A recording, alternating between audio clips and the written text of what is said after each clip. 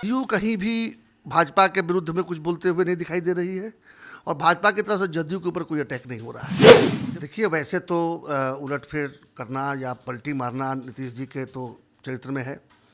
उनके मित्रों ने ही जिनके साथ वो काम किए हैं वही लोग, उन्हीं लोगों ने उनको नाम दिया है पलटू राम। आपने देखा होगा कि हम किसी समझौते के चक्कर में नहीं है और हम यूनिट जो है भारतीय जनता पार्टी की हर फ्रंट पर अपनी हम तैयारी कर रहे हैं 40 की 40। नमस्कार, आप देख रहे हैं न्यूज फॉर नेशन और मैं हूं प्रियदर्शन। बिहार की सियासत में इन दिनों एक बड़ी चर्चा है कि खरमास के बाद बिहार में कुछ बड़ा होने वाला है। तो ऐसे में बिहार में क्या बड़ा हो सकता है? क्या बिहार के मुख्यमंत्री नीतीश कुमार कोई नई सियासी चाल चल सकते हैं? क्या भारतीय जनता पार्टी ने कोई बड़ी योजना बना रखी है आगामी लोकसभा चुनावों को लेकर? और क्या महागठबंधन की ओर से खरमास के बाद यानी कि 15 जनवरी के बाद बिहार की सियासत में चाहे लोकसभा सीटों का बंटवारा हो या फिर नीतीश कुमार को लेकर के कोई निर्णय लेना हो या फिर अन्य जो राजनीतिक मुद्दे हैं, इन सब पर इनकी क्या योजना है? और इतना ही नहीं, इसी महीने 22 जनवरी को अयोध्या में रामलला के मंदिर में प्राण प्रतिष्ठा का विधान भी हो रहा है। तो इन सब का बिहार की सियासत पर क्या असर पड़ेगा, इसके लिए आज हमारे साथ बात करने के लिए हैं भारतीय जनता पार्टी के पूर्व विधायक रामेश्वर चौरसिया और बिहार विधान परिषद के सदस्य सच्चिदानंद राय। हम इस शुरू करें इसके पहले हम आपको बताएं कि कल यानी कि 15 जनवरी को मकर संक्रांति है और इसी मकर संक्रांति के बाद यानी कि खरमास के बाद कहा जा रहा है कि बिहार की सियासत में कुछ बड़ा उलटफेर होगा। तो हम इसकी शुरुआत पहले सच्चिदानंद राय से करते हैं। सच्चिदा जी, क्या कुछ उलटफेर की संभावना दिख रही है? देखिए, वैसे तो उलटफेर करना या पलटी मारना नीतीश जी के तो चरित्र में है। उनके मित्रों ने ही जिनके साथ वो काम किए हैं वही लोग, उन्हीं लोगों ने उनको नाम दिया है पलटू राम। जब भाजपा को छोड़कर राजद के साथ जाते हैं तो भाजपा उनको पलटू राम कहती है, राजद को छोड़कर जब भाजपा के साथ आते हैं तो राजद उनको पलटू राम कहता है। लेकिन सही नाम सही है, इसलिए कभी भी पलट सकते हैं, इसको लेकर तो संदेह नहीं करना चाहिए। और बाकी भारतीय जनता पार्टी से उनके क्या संवाद हो रहे हैं वो तो मैं नहीं जानता, लेकिन जो मैंने ऑब्जर्व किया, मैं एक विश्लेषक के रूप में कहूँगा कि पिछले 10 दिनों से जदयू कहीं भी भाजपा के विरुद्ध में कुछ बोलते हुए नहीं दिखाई दे रही है और भाजपा की तरफ से जदयू के ऊपर कोई अटैक नहीं हो रहा है, जबकि दोनों दल कांग्रेस और आरजेडी पर खुल्लम खुल्ला बातें कर रहे हैं। तो इससे लगता है कि कहीं ना कहीं कुछ खिचड़ी पक रही है। अब तो खिचड़ी कल ही है, कल खरवास उतरेगा, सूर्य उत्तरायण होंगे। लग तो रहा है कि कल से लेकर 22-23 तारीख तक कुछ ना कुछ एक बड़ा खेल होने वाला है, क्योंकि ये जो चुप्पी जो है ना, ये जो शांति जो है, ये किसी तूफान के आने का संकेत दे रही है। रामेश्वर चौरसिया जी, कल उत्तरायण हो रहा है और उत्तरायण के बाद कल खिचड़ी भी घरों में पकेगी, तो क्या बिहार की सियासत में भी कोई नई खिचड़ी पकने की संभावना है? अगर मुझसे पूछिएगा तो मैं तो यही कहूँगा कि हम लोग जो सोच करके बिहार में आए थे कि बिहार के लिए कुछ करना है, तो हमने देखा कि पिछले करीब 30 सालों से तो मैं यही देख रहा हूँ कि बिहार में की राजनीति में खिचड़ी ही पकते रहती है, विकास कम होता है और बिहार एक लेबर फोर्स के इंडस्ट्री के रूप में डेवलप हो गया है। इससे मुझे बड़ा दुख लगता है। और जहाँ तक आप राजनीति की बात करते हैं तो बिहार में सिर्फ राजनीति ही तो होती है और क्या होता है। और जहाँ तक आप इंगित कर रहे हैं सरकार की, तो मैं एक बात आपको बतला देता हूँ। भारतीय जनता पार्टी अभी 22 तारीख को राम जन्मभूमि का प्राण प्रतिष्ठा होना है, माननीय हमारे प्रधानमंत्री जी जा रहे हैं। पूरे देश की नज़र 22 पर है और आप बिहार में जो चर्चा कर रहे हैं कि क्या होगा, तो क्या होगा जिनको करना है उनके बारे में तो प्रेडिक्शन हम भी नहीं कर सकते।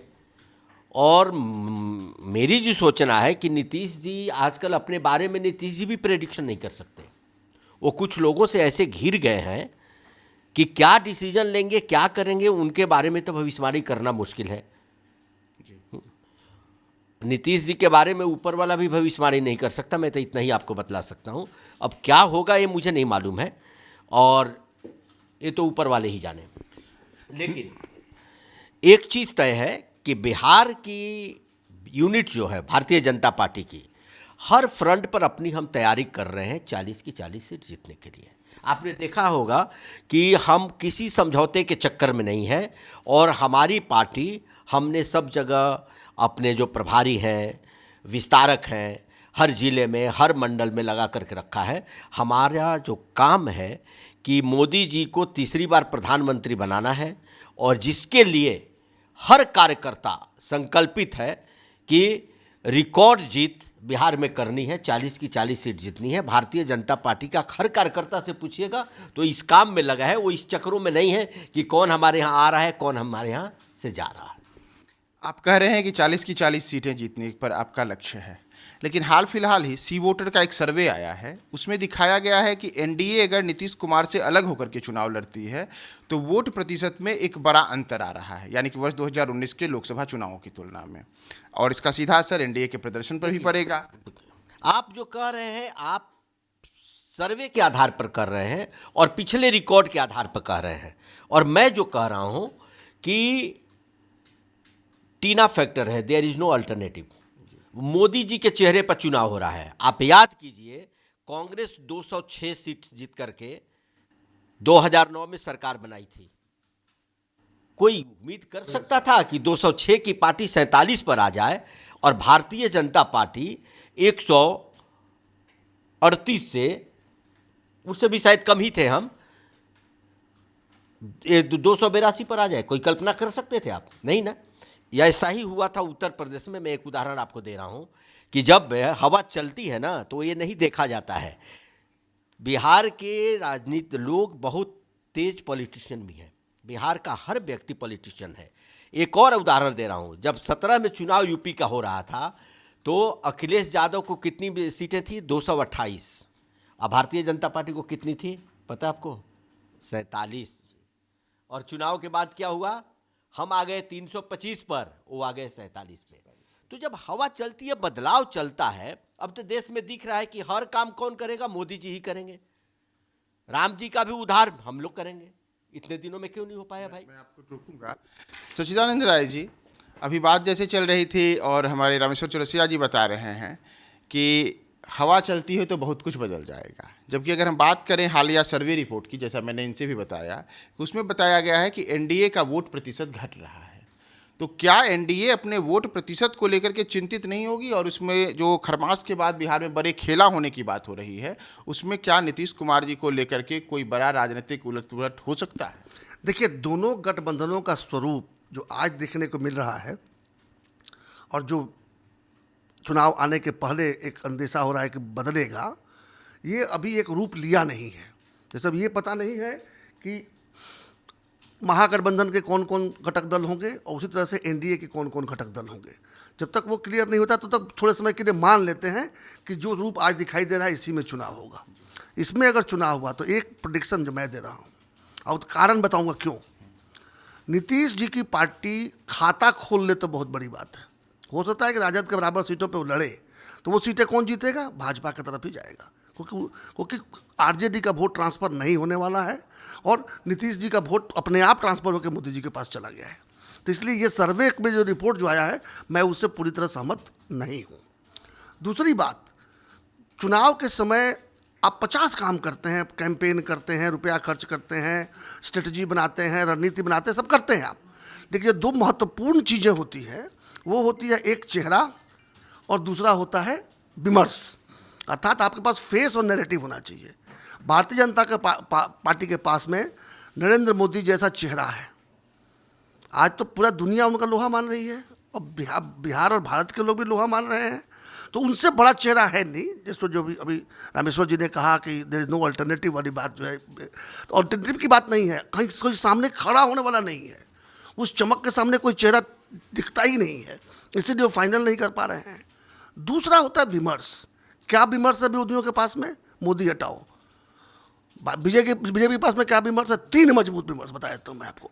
एक, राष्ट्रवाद का ये बन गया है, अभी ये समय आ गया है कि मोदी विरोध करते करते कांग्रेसी जो है राष्ट्र विरोधी हो जाते हैं। अब कल ही प्रियंक खड़गे ने मालदीव का साथ दे दिया।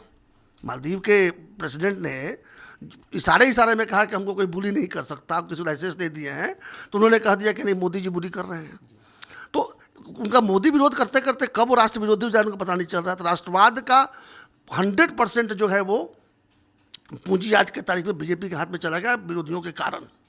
दूसरा हिंदूवाद, आज राम मंदिर का मुद्दा सुलझ नहीं रहा था किसी से, मोदी जी ने सुलझवाया भी, मंदिर की प्राण प्रतिष्ठा भी होने जा रही 22 तारीख को।